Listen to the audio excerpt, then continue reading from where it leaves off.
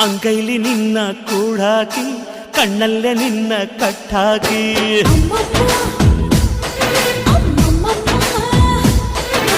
ಮಾತಲ್ಲಿ ನಿನ್ನ ಗಂಟ್ ಹಾಕಿ ಎದೆಯಲ್ಲಿ ಹೊಡೆದೆ ಪಟ್ಟಾಕಿ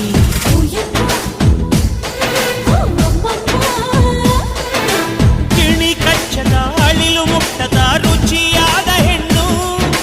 ಮನದ ಕೊಂಬೆಯಲ್ಲಿ ತೂಗಾಡುವ ನನ್ನ ಹಣ್ಣು ನೀನು